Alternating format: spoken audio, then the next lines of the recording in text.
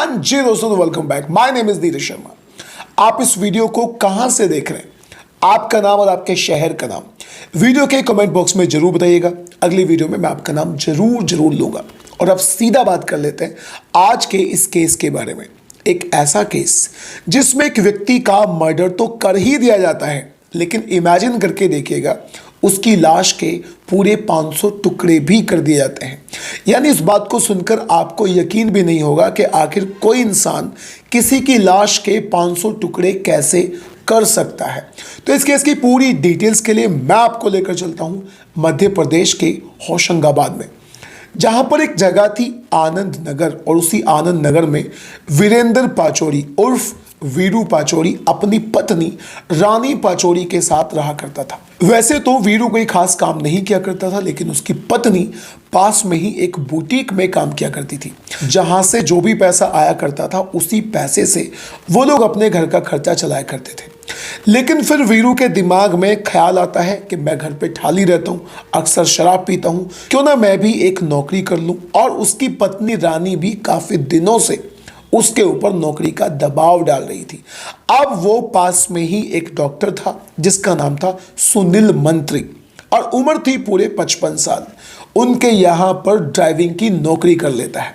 हर रोज की तरह 3 फरवरी 2019 को भी वीरू तैयार होकर डॉक्टर के पास ड्राइविंग के लिए जाता है, लेकिन देर रात तक घर वापस नहीं आता, जिसके बाद में रानी की चिंताएं बढ़ जाती हैं। वो कैसे भी करके उसे ढूंढने की कोशिश करती है, लेकिन फाइनली जब उसे वो नहीं मिलता तो वो सीधा डॉक्टर साहब को फोन करती है। डॉक्टर सुनील मंत्री उससे बोलते हैं कि पूरे 4 बजे मैंने उसे अपने पास से फ्री कर दिया था, यानी 4 बजे वो मेरे पास से जा चुका है। उधर रानी पूरी तरह से परेशान थी। काफ़ी जगहों पर तलाशने के बाद अब वो अपने ससुर लक्ष्मीकांत को फ़ोन करके बताती है कि उनका बेटा वीरू आज से गायब है। अब इस बात को तकरीबन 2-3 दिन हो चुके थे।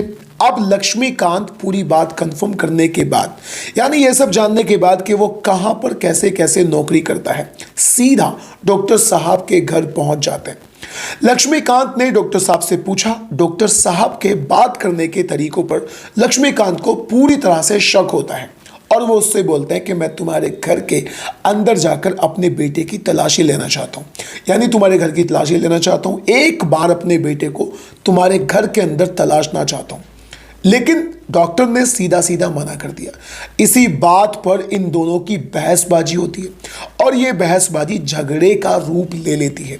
लेकिन वहीं पर इत्तेफाक से एकदम से पुलिस आ जाती है, और पुलिस के आने के पीछे का कारण था कि डॉक्टर साहब के पड़ोसियों ने पुलिस में शिकायत करी थी कि पिछले 1-2 दिन से उनके घर से कुछ अजीब टाइप की बदबू आ रही है। लक्ष्मीकांत सीधा सीधा पुलिस वालों को अपने बेटे के बारे में बताता है कि कैसे कैसे उसका बेटा गायब है, और कैसे उसे डॉक्टर साहब की बातों पर शक हो रहा है। पुलिस आती है और डॉक्टर से बोलती है कि जब तुम में किसी अंदाज की खराबी नहीं है, जब तुमने अपने ड्राइवर को 4 बजे यहां से भेज दिया था, तो फिर तुम्हें घर की तलाशी लेने में क्या प्रॉब्लम है। अब सीधा सीधा पुलिस वाले डॉक्टर साहब के घर के अंदर प्रवेश कर जाते हैं, घर के अंदर एंट्री मार देते हैं। लेकिन जब वो घर के अंदर का मंजर देखते हैं तो उनकी आंखें फट जाती हैं, उनके होश उड़ जाते हैं, और लक्ष्मीकांत की हालत तो ऐसी हो जाती है कि जैसे वो बस बेहोश ही होने वाला है, क्योंकि उनके सामने एक घर था, और उस घर के अंदर चारों तरफ मांस के चीथड़े पड़े हुए थे, चारों तरफ खून फैला हुआ था। पुलिस वाले जब तलाशी कर रहे थे तो उनके होश उड़ जाते हैं, क्योंकि उनके सामने एक सर कटी लाश थी, और उस लड़के का, यानी जो लाश थी वो वीरू की ही लाश थी, क्योंकि पुलिस वालों ने उसके सर को भी ढूंढ लिया था। अब पुलिस वाले लक्ष्मीकांत के साथ पूरे घर की तलाशी लेते हैं, और पूरे घर में तकरीबन 500 टुकड़ों में वीरू की लाश कटी पड़ी थी। पुलिस वालों ने उस लाश के टुकड़ों को कैसे भी भर भरा के पोस्टमार्टम के लिए भिजवा दिया। अब बारी थी डॉक्टर साहब से अच्छे से बातचीत करने की। डॉक्टर साहब से बातचीत की जाती है तो डॉक्टर साहब ने एक ऐसी कहानी सुनाई जिसे सुनने के बाद हर इंसान हैरत में पड़ गया। खास तौर पर वीरू के पिता, जो अपने बेटे से बहुत ज़्यादा प्यार किया करते थे, लक्ष्मीकांत, उनके तो पूरी तरह से तोते ही उड़ जाते हैं। पुलिस वालों ने जब डॉक्टर साहब से सख्ती से पूछताछ करी तो वो एक ऐसी कहानी सुनाता है जिसे सुनकर सभी हैरत में पड़ जाते हैं। वो बताता है कि उसकी नौकरी इटारसी के एक अस्पताल में है, और उसी आनंद नगर में यानी होशंगाबाद में आनंद नगर में उसकी पत्नी जिसका नाम है सुषमा, वो एक बुटीक चलाती है और उसी बुटीक में वीरू की पत्नी रानी पिछले 3 साल से काम कर रही थी। सब कुछ अच्छा चल ही रहा था, लेकिन एक दिन इस डॉक्टर की नज़र वीरू की पत्नी पर पड़ जाती है और वीरू की पत्नी से उसकी आंखें चार हो जाती हैं। उधर वीरू की पत्नी भी सुंदर थी और डॉक्टर साहब की बातों में वो आ जाती है। अब इन दोनों में कैसे भी करके अवैध संबंध स्थापित हो जाता है। देखते ही देखते कुछ ही दिनों के बाद में डॉक्टर साहब की पत्नी सुषमा की एक दिन तबीयत खराब होती है। वो उसे हॉस्पिटल लेके जाते हैं, लेकिन हॉस्पिटल में इलाज के दौरान उसकी मौत हो जाती है। उसकी मौत के बाद डॉक्टर साहब की लाइफ अभी भी अच्छी ही चल रही थी, क्योंकि उनकी लाइफ में एक औरत थी, नाम था रानी। रानी पाचौरी खूबसूरत भी थी और अब वो डॉक्टर साहब के साथ भी रहा करती थी और उनमें अवैध संबंध तो पूरी तरह से चल ही रहा था। लेकिन इस अवैध संबंध की भनक कहीं ना कहीं अब रानी के पति वीरू को भी पड़ चुकी थी, लेकिन वो अभी एक सबूत की तलाश में था। कुछ दिनों के बाद में रानी का फोन खराब हो जाता है। वीरू उसे अपना फ़ोन देता है और वो अपने फ़ोन से डॉक्टर से बात किया करती थी। जब उसका फ़ोन ठीक होके आता है तो वो अपने पति का फ़ोन वापस कर देती है और फिर एक दिन वीरू उस फ़ोन में जितनी भी रिकॉर्डिंग थी सारी रिकॉर्डिंग सुन लेता है और उस रिकॉर्डिंग से ये उसे पक्का हो जाता है कि उसका उसकी पत्नी के साथ, डॉक्टर का उसकी पत्नी के साथ अवैध संबंध चल रहा है। और जैसे ही उसे पता चलता है कि उसकी पत्नी का अवैध संबंध डॉक्टर से चल रहा है तो वो अपने मन में एक बात ठान लेता है और वो बात थी कि कैसे भी करके उसे डॉक्टर को इस दुनिया से मिटाना है। यानी वो डॉक्टर की हत्या करने की प्लान अपने मन में बनाकर बैठ जाता है, लेकिन फिर बहुत जल्दी उसका दिमाग पलट जाता है और अब वो डॉक्टर को ब्लैकमेल करने का आइडिया अपने दिमाग में सेट कर लेता है। वो एक दिन डॉक्टर साहब को फ़ोन करके बताता है कि मुझे तुम्हारे और मेरी पत्नी के बारे में सब कुछ पता चल चुका है। मैं जानता हूं कि तुम दोनों के बीच में क्या चल रहा है, लेकिन अब तुम्हारी भलाई इसी में होगी कि जब भी मैं तुमसे जितने भी पैसे मांगूं तुम मुझे उतने ही पैसे प्यार से दे दिया करो। उधर डॉक्टर साहब को भी अपनी इज्जत पूरी तरह से प्यारी थी। वो भी वीरू की बातों में आ जाते हैं और जब भी कभी वीरू उनसे पैसे मांगा करता था तो वीरू को पैसे दे दिया करते थे।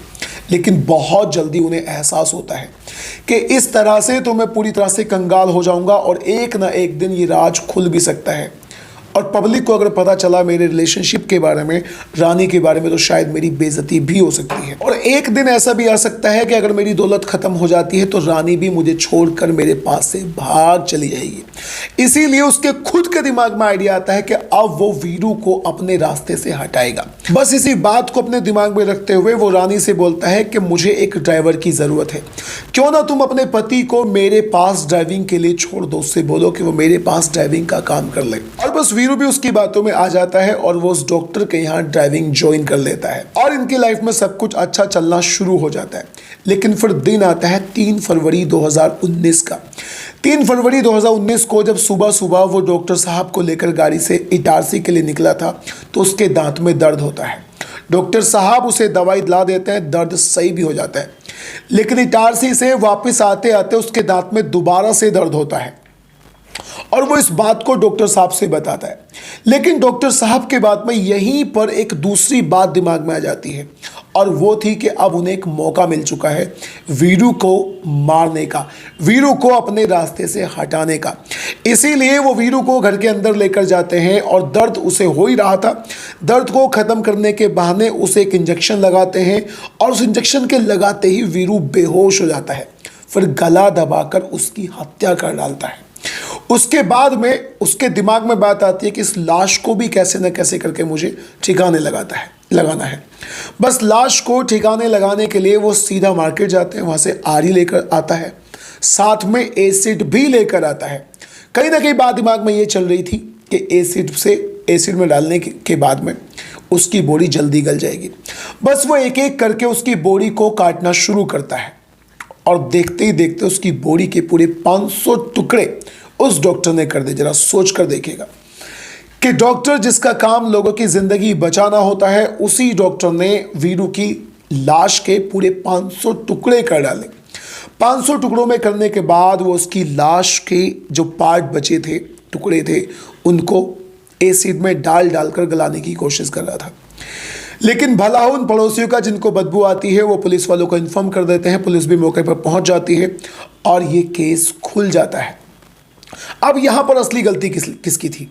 लक्ष्मीकांत ने अपना बेटा खो दिया, रानी ने अपने पति को खो दिया।